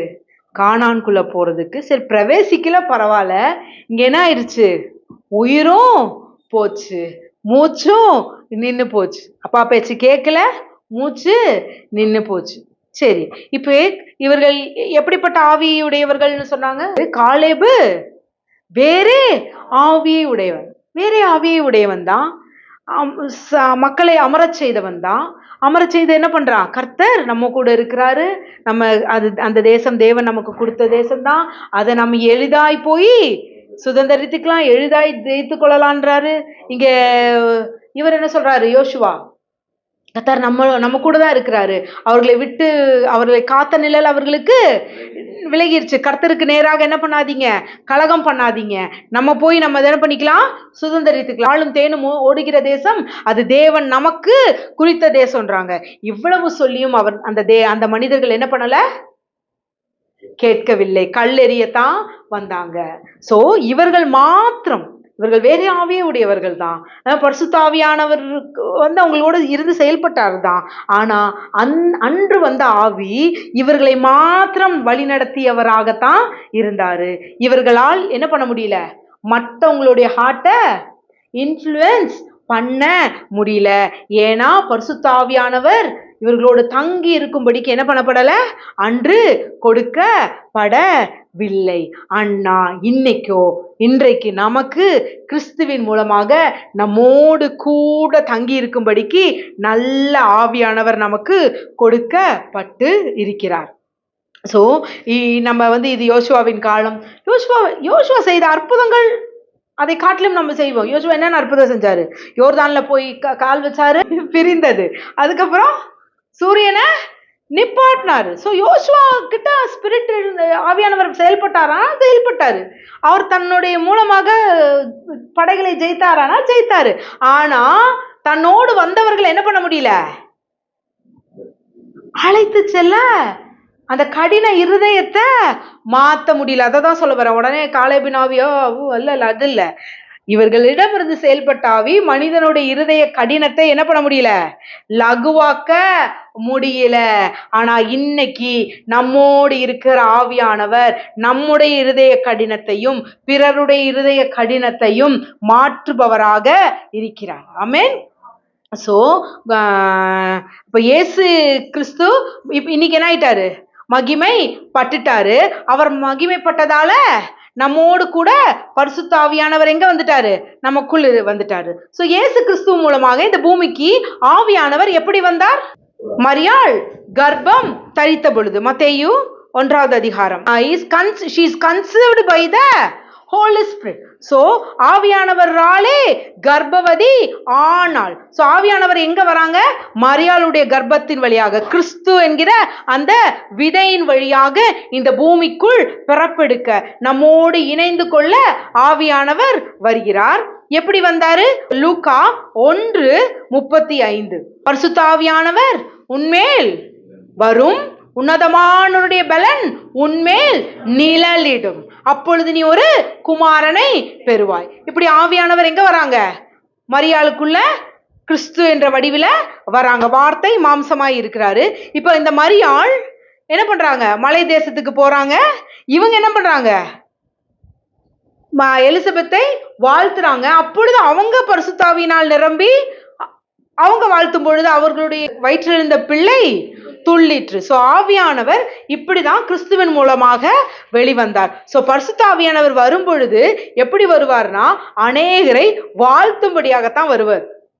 பரிசுத்த ஆவியானவர் உங்களுக்குள்ள இருக்கிறார்னா நம்ம மற்றவங்களை பத்தி எதுவும் பேச மாட்டோம், நம்ம அவங்களை என்ன பண்ணுவோம், வாழ்த்தி கொண்டே இருப்போம். ஸோ அநேகரை வாழ்த்தும்படிக்கு அழைக்க பெற்றிருக்கிறோம். அழைக்க பெற்ற நாம் பேரு பெற்றவர்கள். ஆமென். ஸோ இப்படி வந்த ஆவியானவர், பிள்ளை வளருகிறது, பரிசுத்த ஆவியானவர் அவருடனே கூட இருக்கிறாரு. தேவ தயவிலும் மனித தயவிலும் இருந்துட்டே கூட இருந்து செயல்பட்டு இருக்கிறாரு. எப்பொழுது பரிசுத்த ஆவியானவர் உள்ள போறார் அப்படின்னா, லூக்கா 3வது அதிகாரம் 21-22. ஜனங்கள் எல்லோரும் ஞானஸ்தானம் பெற்றபோது இயேசுவும் ஞானஸ்தானம் பெற்று ஜெபம் பண்ணுகையில் வானம் திறக்கப்பட்டது. பரிசுத்த ஆவியானவர் ரூபம் கொண்டு புறாவை போல அவர்கள் மேல் இறங்கி. எப்படி வந்தாராம், ரூபம் கொண்டு புறாவை போல மேல் இறங்கி வந்தார். அப்பொழுது வானத்தில் ஒரு சத்தம் உண்டாகி, இதோ என்னுடைய நேசகுமாரன், இவரில் நான் பிரியமாயிருக்கிறேன் என்றது. சோ இன்னைக்கு அப்போ ஆவியானவர் எப்படி வராரு, பரிசுத்த ஆவியானவர் ரூபம் கொண்டு புறாவை போல இறங்கி யார் மேல வராரு, கிறிஸ்து மேல, ஜீசஸ் கிரைஸ்ட் மேல வராரு. அப்பொழுது வானத்தில் ஒரு சத்தம் உண்டாகிறது, இவர் என் நேசகுமாரன், இவரில் நான் பிரியமாயிருக்கிறேன்னு. ஸோ இன்னைக்கு உங்களை பார்த்து சொல்றேன், நீங்கள் உங்க மேல பரிசுத்த ஆவியானவர் இருக்கிறதுனால நீங்க எப்பொழுதெல்லாம் அவரை துதித்து எப்பொழுதெல்லாம் அவரோடு இணைகிருந்து இருக்கீங்களோ அப்பொழுதெல்லாம் அவர் உங்களை பார்த்து சொல்றாரு, இவள் என் நேச குமாரன், இவள் என் நேச குமாரத்தி, இவளில் நான் பிரியமாய் இருக்கிறேன், இவனில் நான் பிரியமாய் இருக்கிறேன்றார். ஏன்னா பரிசுத்த ஆவியானவர் இன்னைக்கு உங்க கூடயே இருக்கிறாரு. அப்ப அப்பா உங்களை பார்க்கும் பொழுதெல்லாம் உங்களை அப்படிதான் என்ன பண்றாரு, தாவி அணைத்து கொள்கிறார். சோ அவர் எப்பொழுதும் உங்களை விட்டு விளங்குவதே இல்லை. சோ இப்ப பரிசுத்த ஆவியானவர் இப்ப யாருக்குள்ள வந்துட்டாரு, கிறிஸ்துவுக்குள்ள வந்துட்டாரு. கிறிஸ்துவுக்குள்ள வந்தவர், கிறிஸ்து எப்படி நமக்கு ஆவியானவரை தந்தார்? லூக்கா 23வது அதிகாரம் 46வது வசனம். இயேசு, பிதாவே, உம்முடைய கைகளில் என் ஆவியை ஒப்புவிக்கிறேன் என்று மகா சத்தமாய் கூப்பிட்டு சொன்னார். இப்படி சொல்லி தன் ஜீவனை விட்டார். He take his last breath. தன் இறுதியான சுவாச காற்றை அப்பாட்ட என்ன பண்றாரு, கொடுக்கிறாரு. என் ஆவியை உங்ககிட்ட ஒப்பு கொடுக்கிறேன்னு சொல்லி தன் சுவாச காற்றை கொடுத்த பொழுது இந்த சுவாச காற்றை என்ன பண்ணிருச்சு, பூமி முழுவதும் நிரப்பிச்சு. அந்த சுவாச காற்று தான் இன்னைக்கு நமக்குள் எப்பொழுதும் இருக்கும்படிக்கு அவர் சுவாச காற்றை விட்டுறதுனாலதான் நம்ம நித்தியமாய் அந்த சுவாச காற்றினால் ஜீவிக்கும்படியாக அவர் தன்னுடைய ஆவியை நமக்காக ஒப்பு கொடுத்தார். சொல்லுங்களேன், the breath of life, அந்த ஜீவ சுவாச காற்று இன்னைக்கு உங்களுக்குள்ளும் எனக்குள்ளும் இருக்கிறது. ஓகேவா? இப்போ எங்க கொடுத்துட்டாரு, சிலுவையில தன்னுடைய சுவாச காற்றை கொடுத்துட்டாரு. இப்போ இதை எப்பொழுது அவர்கள் பெற்றுக்கொண்டோம், எப்பொழுது நாம் பெற்றுக்கொண்டோம் அப்படின்னு பாத்தீங்கன்னா, யோவான் 20வது அதிகாரம் 22. இயேசு மறுபடியும் அவர்களை நோக்கி, உங்களுக்கு சமாதானம் உண்டாவதாக, பிதா என்னை அனுப்பினது போல நானும் உங்களை அனுப்புகிறேன் என்று சொல்லி. மோசேவும் இங்க அனுப்புறாரு. என்ன பண்றாங்க, மோசேவும் இங்க 12 பேர்த்த, அதே 12 பேருங்க, மோசேவும் 12 பேர் என்ன பண்றாரு, அனுப்புறாரு. அனுப்பும் போது என்ன சொல்றாங்க, திரும்பி வரும்போது 10 பேரு பயத்துல வராங்க, 2 பேர் தான் ஆண்டவர் சொன்ன வாக்குத்தத்தத்தை நம்பி வராங்க.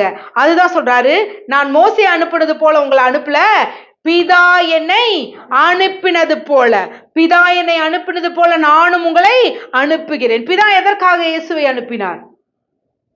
ஆனா ஜீவனை கொடுக்க, பாவத்தை போக்கன்னு மட்டும் சொல்லக்கூடாது. பிதாவை அறிகிற அறிவில் வளர, அப்பா யாருன்னு தெரிஞ்சுக்க. வசனம் சொல்லுது, பிதாவின் இருதயத்தை குமாரனிடத்திற்கும் குமாரனுடைய இருதயத்தையே பிதாவினிடத்திற்கும் திருப்ப வந்தார். அப்பாவுடைய அன்ப தயவை சொல்ல வந்தார். இந்த ஜனங்கள், கெட்டு போகிற ஜனங்களை தூக்கி விட வந்தார். ஆதாம் செய்த அந்த பாவம், எது பாவம், தேவனை அறியாம விட்டு செஞ்ச, அதிலிருந்து மீண்டும் கை தூக்க வந்தவர் தான் இயேசு கிறிஸ்து. சோ பிதா என்னை அனுப்பியது போல உங்களையும் நான் என்ன பண்றேன், அனுப்புறேன். யாரு புரியுதா? மோசேவும் அதே 12 பேர் தான் அனுப்புனாரு, இங்க இவரும் அதே 12 பேர் அனுப்புறாரு. நான் மோசே அனுப்பியது போல அனுப்பல, நான் பிதா அனுப்பியது போல, என்னை அனுப்பியது போல நான் உங்களை அனுப்புகிறேன் என்று சொல்லி என்ன பண்றாராம்? அடுத்த வசனம், அவர்கள் மேல் ஊதி பரிசுத்த ஆவியை பெற்றுக்கொள்ளுங்கள் என்று சொல்றாராம். ஆக்சுவலி இங்கிலீஷ்ல இன்னொரு இதுல இருக்கு, he breathed an effusion of spirit, he breathed an effusion of spirit upon them and said, take Holy Spirit as your companion.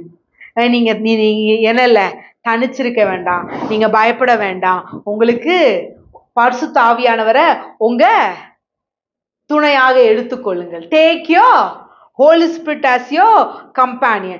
Take your Holy Spirit as your counselor. Take your Holy Spirit as your Spirit of truth. உண்மை சொல்றதுக்கு ஆவியானவரை எடுத்துக்கோங்க. சத்தியத்தை அறிகிறதற்கு உங்களோடு இருக்கிற ஆவியானவரை பயன்படுத்திக் கொள்ளுங்கள். என்னது, உங்களுக்கு ஆலோசனை பெறுவதற்கு, உங்களுக்கு தேவையான நேரத்தில் ஆலோசனை கொடுக்கறதுக்கு ஆவியானவரை எடுத்துக்கொள்ளுங்கள். உங்களுக்கு நல்ல வழியில நடத்துறதற்கு ஆவியானவரை எடுத்துக்கொள்ளுங்கள். அவர் எப்பொழுதும் உங்களோடு துணையாக இருப்பார். அதனால் பயமடைய வேண்டாம், திகில் அடைய வேண்டாம், அவர் உங்களோடு கூட இருப்பார் என்று சொல்லி என்ன பண்றாரு, பரிசுத்த ஆவியானவரை தந்தருளினார். எப்படி தந்தருளினாரா? தன் ரூவா, அதே சுவாச காற்ற ஆதாம் மீது ஊதிய பொழுது அவன் ஜீவாத்மாவானான். ஆனா இன்னைக்கு இயேசு கிறிஸ்து நம் மீது ஊதிய பொழுது நாம் உயிர்ப்பிக்கப்பட்ட ஆவியினாலே, இயேசு கிறிஸ்துவை உயிர்ப்பித்த அதே ஆவியானவர் இன்று நமக்குள் இருந்து நம்மளுடைய எல்லா காரியங்களிலும் நம்மை உயிர்ப்பித்து கொண்டே இருக்கும்படிக்கு இயேசு கிறிஸ்து தனது ஜீவ சுவாச காற்றை நம்மீது ஊதினார். ஆமேன். இப்படி ஊதிய ஆவியானவர் மீண்டும் எங்க வராரு? அப்போஸ்தலர் 2வது அதிகாரத்துல வராங்க. 2வது அதிகாரத்துக்கு முன்னாடி 1 அதிகாரம் நீங்க படிக்கும் பொழுது அவங்க எல்லாரும் என்ன பண்றாங்க? இயேசு பரமேறுகிறார், உயிர் தெழுந்து அசென்ஷன் ஆகுறாரு. அப்படி அசென்ஷன் ஆகும்போது இந்த 12 பேர், இந்த 123 பேர் தான் இருந்தாங்களானா? இல்ல, நிறைய பேர் இருந்தாங்க. ஏன்னா அது அந்த நாள் அது அறுவடை பண்டிகையின் காலம்தான். பஸ்கா பண்டிகை முடிஞ்சு ஒவ்வொரு பண்டிகை வரும். அது மாதிரி பண்டிகையின் காலமா இருந்ததுனால நிறைய பேர் தான் இருந்தாங்க. அப்போ ஆவியானவர் எல்லாத்துக்கும் தான் சொல்றாரு, எல்லாரும் வெயிட் பண்ணுங்க, பரிசுத்த ஆவியானவர் உங்களை நிரப்புவார். ஆனா அதுக்கு என்ன பண்ணல? எல்லாரும் காது கொடுக்கல. ஆனா சில பேர் மாத்திரம், அந்த 12 பேரோடு ஆவியானவர் ஊதினது யார் மேல? 12 பேர்த்து மேல. சரியா? ஆனா அதுல ஒருத்தர் மிஸ்ஸிங் அப்ப வரும்போது, ஆனா திருப்பியும் அவர் பெற்றுக்கொள்கிறார், தோமா. ஆனா இந்த மேல் வீட்டறையில காத்திருக்கும் போது இன்னும் கொஞ்சம் பேர் என்ன பண்ணாங்க? ஆட் ஆகி இருந்தாங்க. இப்போ அவர்கள் காத்திருந்த பொழுது அது என்ன நாளா இருந்துச்சு? அப்போஸ்தலர் 2:1, பெந்தெகோஸ்தே என்னும் நாள் வந்தபோது அவர்கள் எல்லோரும் ஒருமனப்பட்டு ஓரிடத்தில் வந்து இருந்தார்கள். இன்னொரு மொழிபெயர்ப்புல சொல்லுது, it is a harvest day, அறுவடை பண்டிகை. அங்க மோசே 12 பேர் அனுப்புறாரு. அந்த 12 பேர் கானான் தேசத்துக்கு அனுப்பும் போது அது என்ன பண்டிகை, என்ன இதா இருந்துச்சு? திராட்சை செடி தன் முதற் பலனை கொடுக்கிற காலமாக இருந்துச்சு. இப்போ இயேசு கிறிஸ்து இங்க இவர்களை அனுப்புகிறார். அந்த காலம் என்ன காலமா இருந்துச்சு? அறுவடையின் காலம். சோ நம்ம விதைக்க அழைக்கப்படல, நம்ம நீரூற்று அழைக்கப்படல, நாம் அறுவடை செய்ததற்கென்று அழைக்க பெற்றிருக்கோம். சோ நமக்கான கதிர்கள் ரெடியா இருக்கு. நம்ம அறுவடை செய்ய, நாம போய் சுதந்தரிக்கிறதுக்கு அது தயாராக இருக்கிற காலமாக இருக்கு. சோ பரிசுத்த ஆவியானவர் வந்துட்டார்னா நம்ம உட்கார்ந்து விதைக்க வேண்டிய அவசியம் இல்லை. பரிசுத்த ஆவியானவர் வந்ததுனால இது நம் காலம் அறுவடையின் காலமாக இருக்கிறது, இயேசு கிறிஸ்துவின் நாமத்தினாலே. அப்பொழுது பலமான காற்று அடிக்கிற முழக்கம் போல வானத்திலிருந்து சடுதியாய் ஒரு முழக்கம் உண்டாகி அவர்கள் உட்கார்ந்திருந்த வீடு முழுவதும் நிரப்பிற்று. ஆமேன். எப்பொழுது அவர்கள் பரிசுத்த ஆவியானவருக்காக காத்திருந்த பொழுது அப்பொழுது ஒரு பலத்த சத்தம் உண்டாகி, இதோ இவர் என் நேச குமாரனும் குமாரத்திகளாயிருக்கிறார்கள், இவர்களில் நான் பிரியமாயிருக்கிறேன் என்ற சத்தம் போல ஒரு முழக்கம், அந்த ஜீவ சுவாச காற்று அந்த இடம் முழுவதும் நிரப்பியது. ஓ தேங்க்யூ ஃபாதர், நன்றி செலுத்துறோம். அப்படிப்பட்ட சுவாச காற்று இன்று நமக்குள்ளும் இருக்கிறது. Thank you father. அது ஏசாயா 59:21 சொல்லப்பட்டது போல அவருடைய ஆவி என்மேல் தலையின் மேலும், அவருடைய வார்த்தை நம்முடைய வாயிலும், நம்முடைய சந்ததியின் வாயிலிருந்தும் எப்பொழுதும் பிரியாதபடிக்கு, எப்பொழுதும் நம்மோடு ஒன்றர கலந்திருக்கும்படிக்கு ஒரு நல்ல ஆவியானவர் நமக்கு கொடுக்கப்பட்ட இருக்கிறபடியால் உமக்கு நன்றி செலுத்துறோம்பா. அந்த ரூவா சுவாச காற்றினால் நாங்கள் சுவாசிக்க, ரூவா காற்றினால் நாங்கள் அறுவடை செய்ய, பரிசுத்த ஆவியானவர் என்கின்ற பலன்ல நாங்கள் இந்த பூமியை சுதந்திரித்துக் கொள்ள நீர் எங்களுக்குள் அமர்ந்து இருப்பதால் ஸ்தோத்தரிக்கிறோம்பா. நன்றி செலுத்துறோம். அப்படியே அல்லாமலும், அடுத்த வசனம் என்ன சொல்லுது?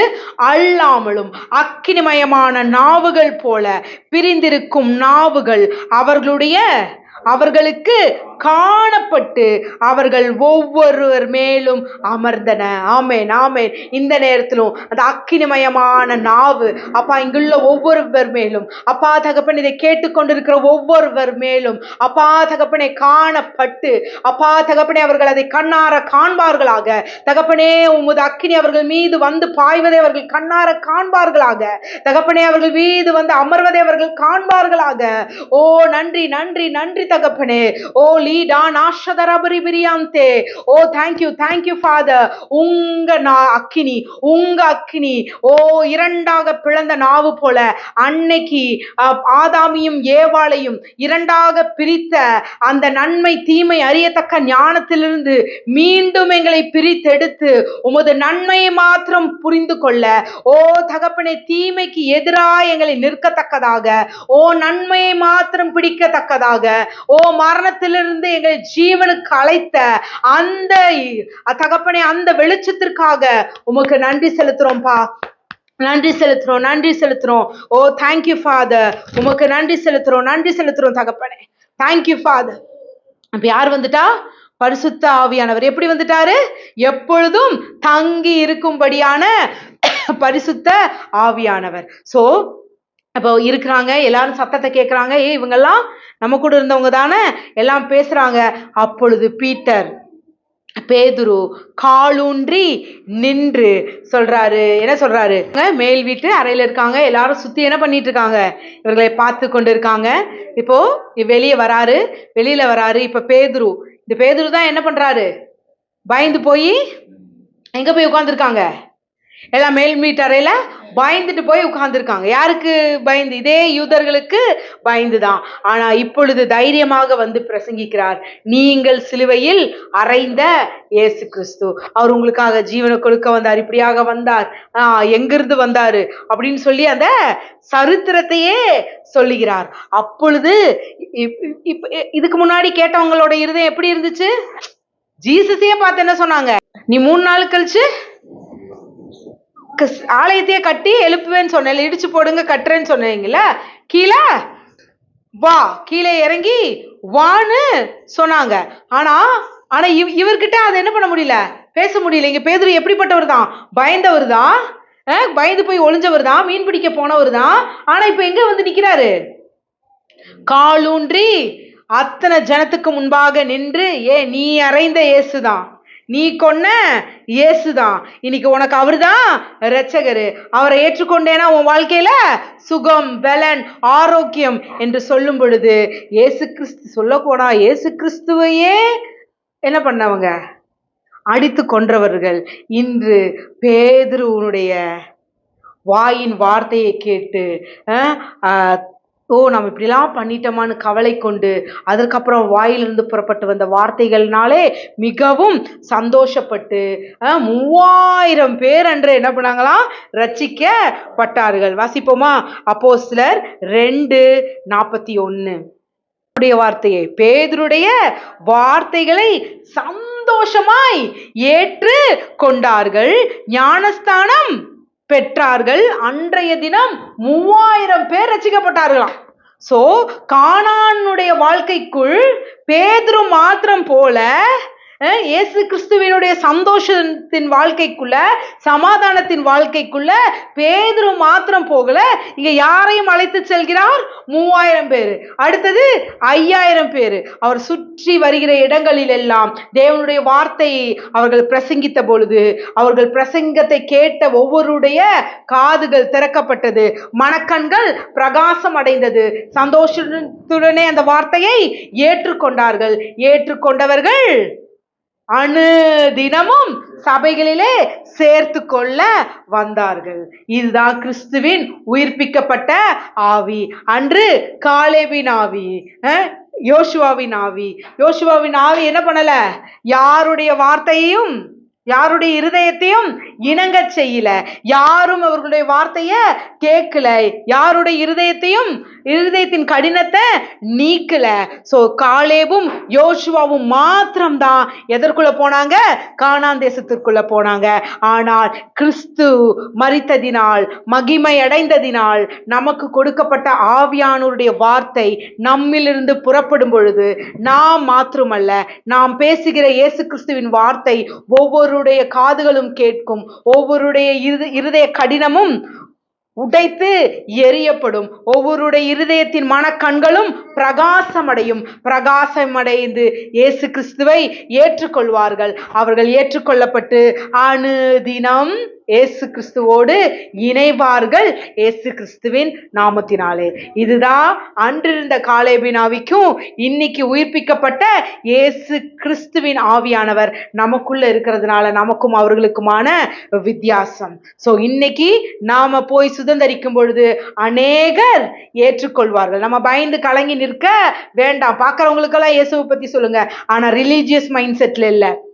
ரிலீஜியஸ் மைண்ட் செட் என்னது? கிறிஸ்துவ மதம். அதனால இப்ப வார்த்தையை மாத்தன, நீங்க கவனிச்சிக்கலான்னு தெரியல.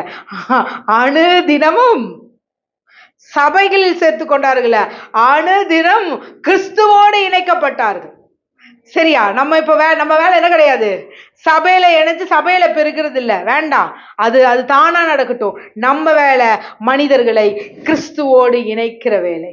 கிறிஸ்து என்ன செய்றார்? அவருடைய அன்பை சொல்லி கிறிஸ்துவோடு இணைப்போமே, அதுதான் நம்ம வேலை. கிறிஸ்து என்னங்க செஞ்சாரு? சபையா கட்டிட்டு நின்றுட்டு இருந்தாரு. கிறிஸ்து என்ன பண்ணாரு? தெளிவா சொல்றாரு, பிதா தவிர ஒருவனே என்கிட்ட வர முடியாது. பிதா யாரு சொல்றாரோ அவங்களுக்கு தான் நான் என்ன பிதாவை அறிவிக்க முடியும் சொல்லிட்டு கடைசியா யோவான் 17 சூப்பரா ஒரு ஜெபம் பண்ணியிருப்பாரு. பிதாவே, நீர் தந்தவர்களை உங்ககிட்ட தரேன். இதுதான் கிறிஸ்துவோட ஊழியம். பிதாவே, நீர் தந்தவர்களை உம்மிடத்தில் தருகிறேன். நீங்க பாத்துக்கோங்கப்பா. இனி நீங்களாச்சு அவங்களாச்சு. சோ இனி அநேக கிறிஸ்துக்கள் தான் எழும்பணும். சபைகள் எழும்ப வேண்டிய அவசியம் இல்ல. புரியுதா உங்களுக்கு? சபைகள் அவசியம் இல்ல. நம்ம போய் சுதந்தரிக்கணும். நம்ம போய் அவங்களை கிறிஸ்துவோட என்ன பண்ணணும்? இணைச்சு விட்டுட்டே வரணும். பரிசுத்தாவினா இனி அவங்கள பொறுப்பெடுத்துக்குவாங்க. இவ்வளவுதான் நம்முடைய காலிங். அங்கங்க ஓகே, எல்லா ஜாகும்போது அனுதினம் சபைகள் சேர்த்துக் கொள்ளப்படட்டும். அவர்கள் விரும்பி வரும்போது வரட்டும். அது நம்ம நோக்கம் அல்ல. சபைகள் அங்க போய் கட்டுற இங்க போய் கட்டுறது இல்ல. நாம் கிறிஸ்துவாக இருந்து கிறிஸ்து செஞ்ச ஊழியத்தை செய்யறோம்னா அநேக கிறிஸ்துக்களை நம்ம எழுப்பணும். கிறிஸ்துவில் அன்புல நம்மளும் நடந்து பிறரை கிறிஸ்துவோடு மாற்றி அவங்களை யார்கிட்ட இணைக்கணும்? அவங்ககிட்ட இருக்கணும். அம்பிட்டுதான் நம்ம பொழப்பு. ஓகேவா? ஸோ இன்னைக்கு நம்முடைய ஆவியானவர் நம்மோடு இருக்கிறதுனால காலேபேல் ஆவி, யோசுவா ஆவி நீங்க கிடையாது. நீங்க யார் ஆவி? கிறிஸ்துவுடைய ஆவி. சரி, எல்லோரும் எழுந்திரிச்சு நின்று நம்ம இந்த வசனங்களை படித்து இந்த வருடத்தை வரவேற்போமா? ஏசாயா 61வது அதிகாரம். இதுதான் நம்ம ஊழியம். கிறிஸ்து சொல்றாரு, நான் செய்வதை காட்டிலும் இவர்கள் அதிகமா செய்வாங்க அப்படின்னு. இந்த ஏசாயா 61 கிறிஸ்து ஒரு இடத்துல நிப்பாட்டிட்டாரு. ஏன்னா அந்த ஊழியத்தை நானும் நீங்களும் செய்யணுன்றதுக்காக. ஸோ என்னிலும் இவர்கள் பெரிதானதை செய்வார்கள்னு இருக்கிறது தான் அப்பாவோட குணமா இருக்கிறதுனால நானும் உங்களை அப்படியே ஆசீர்வதிக்கிறேன். என்னிலும் நீங்கள் அதிகமாய் செய்ய அப்பா நன்றி செலுத்துறோம். வாசிப்போமா? கர்த்தராகிய தேவனுடைய ஆவியானவர் என்மேல் இருக்கிறார். சிறுமைப்பட்டவர்களுக்கு சுவிசேஷத்தை அறிவிக்க கர்த்தர் என்னை அபிஷேகம் பண்ணினார்.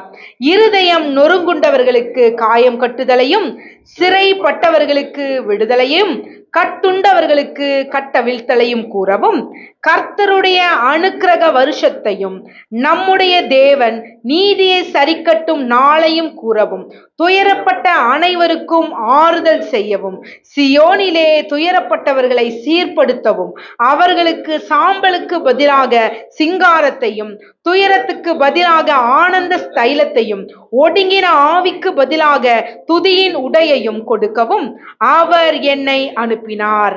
அவர்கள் கர்த்தர் நம்முடைய மகிமைக்கென்று நாட்டின நீதியின் விருட்சங்கள் எனப்படுவார்கள்.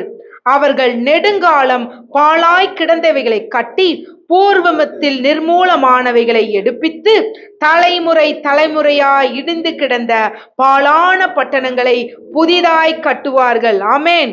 மறுஜாதியார் நின்று கொண்டு உங்கள் மந்தைகளை மேய்த்து அந்நிய புத்திரர் உங்கள் பண்ணையாட்களும் உங்கள் திராட்சை தோட்டக்காரருமாய் இருப்பார்கள். நீங்களோ கர்த்தரின் ஆசாரியர் என்று சொல்லப்படுவீர்கள். உங்களை தமது தேவனுடைய பணிவிடைக்காரர் என்பார்கள். நீங்கள் ஜாதிகளின் செல்வத்தை அனுபவித்து அவர்கள் மகிமையை கொண்டு மேன்மை பாராட்டுவீர்கள். உங்கள் வெட்கத்துக்கு பதிலாக இரட்டத்தனையாய் பலன் வரும். லட்சைக்கு பதிலாக தங்கள் பாகத்தில் சந்தோஷப்படுவார்கள். அதன் நிமித்தம் தங்கள் தேசத்தில் இரட்டிப்பான சுதந்திரம் அடைவார்கள்.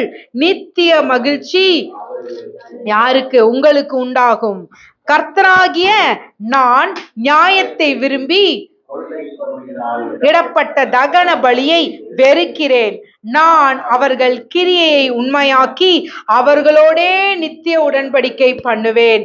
அவர்கள் சந்ததியானது ஜாதிகளின் நடுவிலும் அவர்கள் ஆமென் ஆமென் எங்களை பார்க்கிற யாவரும் ஆமென் என்று அறிந்து கொள்வார்கள். கர்த்தருக்குள் பூரிப்பாய் மகிழ்கிறேன். என் தேவனுக்குள் என் ஆத்துமா களி கூர்ந்திருக்கிறது.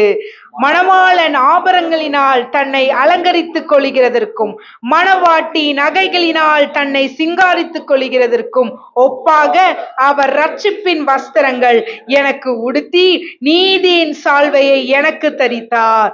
பூமி தன் பூண்டுகளை விளைவிப்பது போலவும் தோட்டம் தன்னில் விதைக்கப்பட்டவைகளை முளைப்பிப்பது போலவும் கர்த்தராகிய ஆண்டவர் எல்லா ஜாதிகளுக்கும் முன்பாக நீதியையும் துதியையும் என்னிலிருந்து முளைக்க பண்ணுவார்.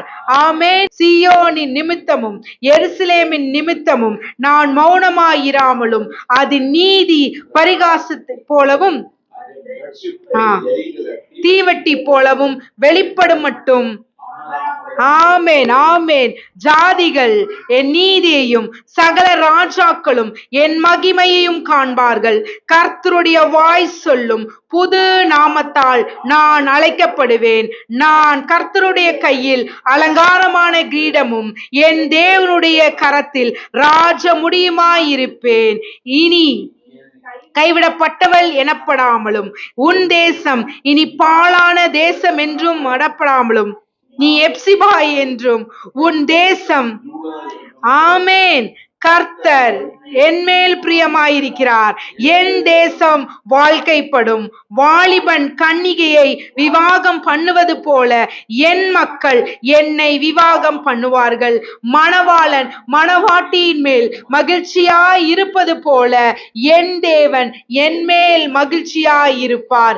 எருசலேமே, உன் மதில்களின் மேல் பகல் முழுவதும் முழுவதும் ஒரு காலும் மௌனமாயிராத ஜாமக்காரரை ஆமென் கட்டளையிடுகிறேன். கர்த்தரை பிரஸ்தாப பண்ணுகிறவர்களே நீங்கள் ஆமென். அவர் எருசலேமை என்னை ஸ்திரப்படுத்துவார். பூமியிலே அதை புகழ்ச்சியாக்கும் வரைக்கும் அவரை அமர்ந்திருக்க விடாதிருங்கள். ஆமென். இனி நான் என் தானியத்தை என் சத்துருக்களுக்கு ஆகாரமாக கொடேன். என் பிரயாசத்தினால் ஆகிய என் திராட்சரசத்தை அந்நிய புத்திரர் குடிப்பதும் இல்லை என்று கர்த்தர் தமது வலது கரத்தின் மேலும் தமது வல்லமையுள்ள புயத்தின் மேலும் ஆணையிட்டார். அதை சேர்த்தவர்களே அதை புசித்து கர்த்தரை துதிப்பார்கள். அதை கூட்டி வைத்தவர்களே என் பரிசுத்த ஸ்தலத்தின் பிரகாரங்களில் ஆமென் ஆமென் வழியாய் பிரவேசியுங்கள் பிரவேசியுங்கள். ஜனத்திற்கு வழியை செவ்வாய்ப்படுத்துங்கள். பாதையை உயர்த்துங்கள் உயர்த்துங்கள். அதிலுள்ள கற்களை பொறுக்கி போடுங்கள். ஜனங்களுக்காக கொடியை ஏற்றுங்கள். நீங்கள் சீயோன் குமாரத்தியை நோக்கி இதோ உன் ரட்சிப்பு வருகிறது. இதோ அவர் அருளும் பலன் அவரோடும் அவர் செய்யும் பரிபலன் முன்பாகவும் வருகிறது என்று சொல்லுங்கள் என்று கர்த்தர் பூமியின் கடையாந்திரம் வரைக்கும் கூறுகிறார். அவர்களை பரிசுத்த ஜனம் என்றும் கர்த்தரால் மீட்கப்பட்டவர்கள் என்றும் சொல்லுவார்கள். நீ தேடி கொள்ளப்பட்டதென்றும் கைவிடப்படாத நகரம் என்றும் பெயர் பெறுவாய். ஆமென், ஆமென், ஆமென். அப்படியே வாசிச்சா 26 வரை வாசிக்கலாம். இதெல்லாம் தேவன் நம் மீது போட்ட கர்த்தருடைய ஆவியானவர் வரும் பொழுது இதெல்லாம் எனக்குள்ள நடக்கும்னு சொல்லி ஒவ்வொன்றையும் அப்படியே விரிவுபடுத்துங்க. அதை அப்படியே உங்களுக்கு என்று சுதந்திரித்துக் கொள்ளுங்க. ஒருத்தரும் நம்மளுடைய எல்லா பிரயாசத்தையும் ஒருத்தர் யாரும் நீ பிடுங்கி சாப்பிடுறது கிடையாது. நம்ம வாழ்க்கைப்பட்டவர்கள், நம்ம அவரோடு வாழ்க்கைப்பட்டிருக்கிறோம். சோ அவர் நம்முடைய வாழ்க்கையை அழகாய் தெளிவாய் நடத்துவார். ஏன்னா பரிசுத்த ஆவியானவருடைய வாழ்வியல் ஆண்டு, அவரோடு வாழும்படிக்கு அழைக்கப்பட்ட நாம் பேறு பெற்றோர். Thank you father. நன்றி செலுத்துறோம்ப்பா. இங்க இருக்கிற ஒவ்வொருவரையும் நான் பிளஸ் பண்றேன் டாடி. கர்த்தாவே, சொல்லப்பட்ட வார்த்தைகள் எல்லாம் ஆம் என்றும் ஆமேன் என்றும் இவர்களுக்குள் அப்படியே ஆவதாக தகப்பனே. இந்த வார்த்தைகள் இவர்களுக்குள் மாம்சமாவதாக தகப்பனே. இவர்கள் புது பொலிவுடனே இவர்கள் தேவனுடைய சந்ததியார் என்று அழைக்கப்பட்டு அப்பா இந்த பூமி எங்கும் இவர்கள் சுதந்தரித்துக் கொள்வார்களாக இயேசுவின் நாமத்தினாலே. கர்த்தாவே, இந்த புது வருடம் அப்பா இனி வருகிற ஒவ்வொரு வருடங்களிலும் இவர்கள் உயர்ந்து கொண்டே இருப்பார்களாக, வாழ்வாங்கு வாழ்ந்து கொண்டே இருப்பார்களாக என்று அப்பா தகப்பனே உங்க வல்ல நாமத்தினால, உங்க அற்புதத்தின் நாமமாகிய இயேசு என்ற நாமத்தினாலே எனக்கு கொடுக்கப்பட்டிருக்கிற எல்லோருக்கும் கொடுக்கப்பட்டிருக்கிற அந்த பரிசுத்த ஆவியானவரின் அன்யோன்ய ஐக்கியத்தினாலே பிதாவின் அந்த முக பிரகாசத்தினாலே அப்பா நான் இவர்களை மனதார வாழ்த்துகிறேன் தகப்பனே. என் பிள்ளைகள் வாழ்வாங்கு வாழ்வார்களாக, என் பிள்ளைகள் சுகித்திருப்பார்களாக, என் பிள்ளைகளுடைய எல்லைகள் எங்கும் சமாதானம் என்று எழுதப்படுவதாக தகப்பனே. என் பிள்ளைகள் ஒலிவ மர கன்றுகளை போல ஓங்கி வளர்வார்களாக இயேசுவின் நாமத்தினாலே. பிளஸ் பண்ற தகப்பனே. எல்லா துதி கன மகிமையும் உமக்கே செலுத்துகிறோம். இயேசுவின் நாமத்தில் ஜெபிக்கிறோம் ஜீவனுள்ள நல்ல பிதாவே. ஆமென், ஆமென், ஆமென். மாவே கர்த்தரை ஸ்தோத்திரி, பரிசுத்த நாமத்தை ஸ்தோத்திரி. என் ஆத்துமாவே கர்த்தரை ஸ்தோத்திரி. கர்த்தர் செய்த சகல என்றென்று மறவாதே. ஆமென், ஆமென். God bless you.